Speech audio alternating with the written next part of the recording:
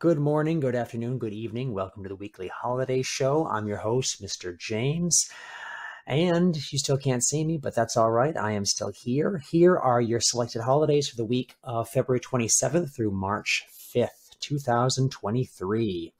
It is currently a snow day, and in Maine, we seem to be having a lot of snow recently, and maybe a couple more times this week, I guess. So it's going to be weird to celebrate some of these holidays, but here we go.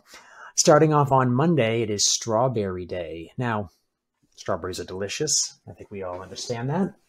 I can go to the grocery store right now and pick up strawberries, but I can't go outside and pick strawberries. So I'm thinking this holiday is for definitely a state south of Maine, like really far south, where strawberries can probably grow year-round.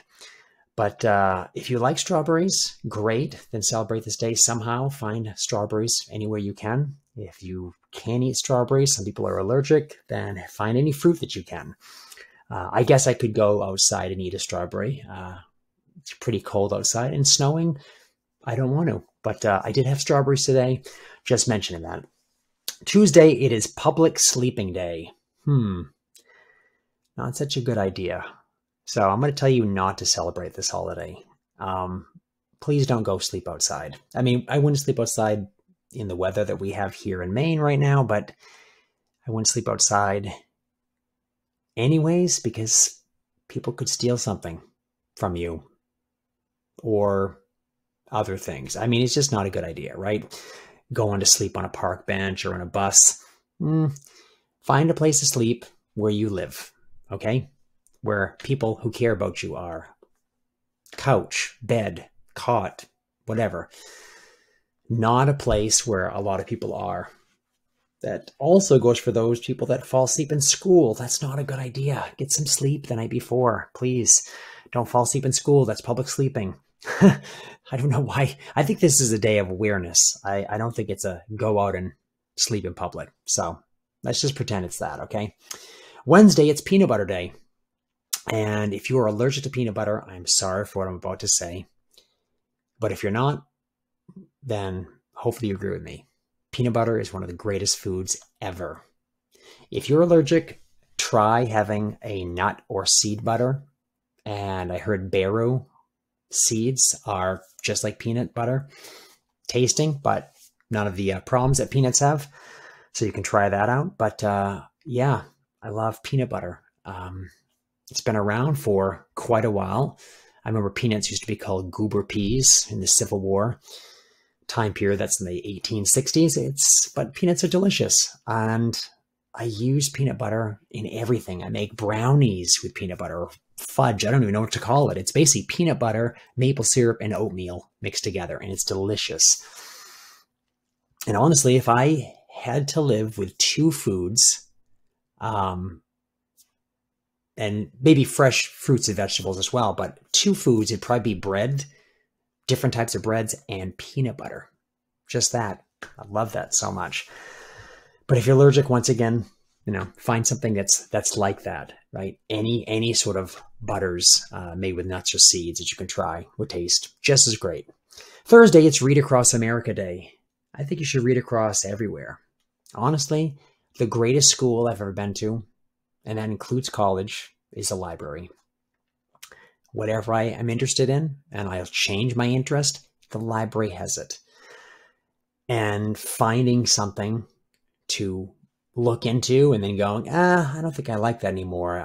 That's a library. It's better to do that than to spend a lot of money on a class or spend all this time where I can just find it in a book. I mean, reading is where I get everything, all my information from.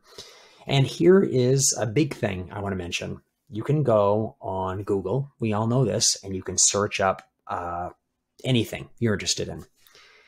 But everybody can post things online, right? Blogs, tweets, TikToks, all this stuff. Anyone can do that. Can anyone write a book? You might say, yes, but here's the problem. Books have to go through a publishing process.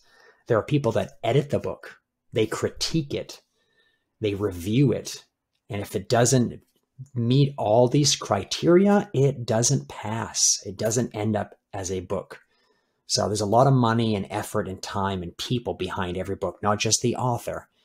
That's why when you read a book, you're usually getting pretty good information because it took such a long time and effort to make that a book.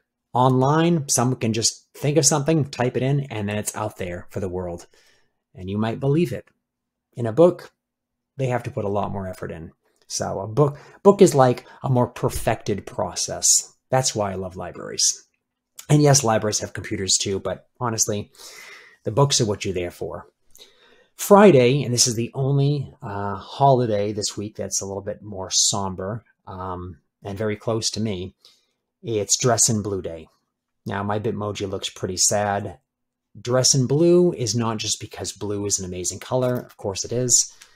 Dress in blue is to talk about colon cancer.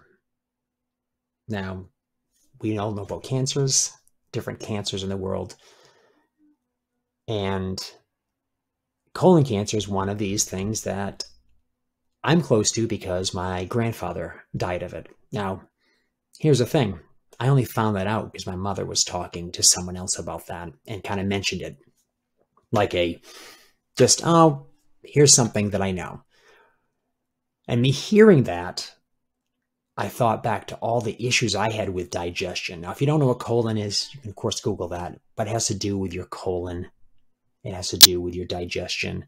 And I've had digestion issues in my life, and I thought it was IBS, which is irritable bowel syndrome, and all of these other things. And I changed my diet many different times. Finally, for the past 5 years plus, I've been a plant-based. I'm vegan, basically. And that has helped tremendously. And I've been gluten-free for over 8 years. And yet, I'm genetically disposed to having colon cancer. So even though I can change my diet and my exercise and all the stuff I do to make sure that I stay healthy, I still have the genetics in me from passed down from my grandfather, potentially having colon cancer. So I definitely have to always make sure I eat right and I take care of myself. And it's just one of these things that I always have to think about that. My grandfather didn't eat too well, and he ate a lot of animal fats and such. In fact, sometimes he would eat a steak that was mostly fat. He just liked to eat the fat, and I know that didn't help him. And I would never do that, but it's one of those things where how much of genetics, how much of the code that's part of my body that I was passed down from my parents and my grandparents is still there, and how much can I control? So sorry for making everyone somber, but if you can dress in blue on Friday, think about someone who might be suffering this. Saturday, marching music day. So if you have 2 legs, you can march. 1, 2, 1, 2, 1, 2. And most people don't listen to marching music. It's like 100 years old, actually. More than 100 years old. They've been marching since people were marching into battles. But you don't listen to a lot of marching music. At least I don't know a lot of people that do. Sousa marches come to mind that you hear at festivals, parades. One of the big things that we can do is, once again, listen to some of this music. I think parades are amazing. People who can play music while marching, that's awesome. I don't see a lot of that with like rock bands or orchestras, right, with string instruments. So take some time, just type in the word march on YouTube or such and say, I wonder what marching music sounds like. Okay. It's always counted in 2. 1, 2, 1, 2. And see if you find something that you can enjoy with that. Last Sunday, we have Cheese Doodle Day. Now, cheese doodle is kind of like a chip sort of thing. Crunchy, cheesy. I don't eat cheese. I like cashew cheese and cheese made of like tapioca starches and potato starch. But recently, and this goes back to something else we talked about this week, I discovered peanut butter doodles. They're called like bombas or bambas or something. Wow. And then I found they made one that was partially dipped in dark chocolate. And I was like, okay, yes, keep showing me more. This is great. And so these are delicious. So if you can find yourself, if you like peanut butter, if you're not allergic, find yourself a peanut butter doodle called Bambus. I think it's at Trader Joe's. Yeah, pretty good. But if not, if you like cheese, go ahead, have a cheese doodle, right? They're called Jacks, they're called Cheetos, things like that. I wouldn't eat these every single day, but hey, at least one day a week, I guess, you can enjoy something. So anyways, everybody celebrate something. I don't know if it's snowing where you are, but if it's not, that's okay.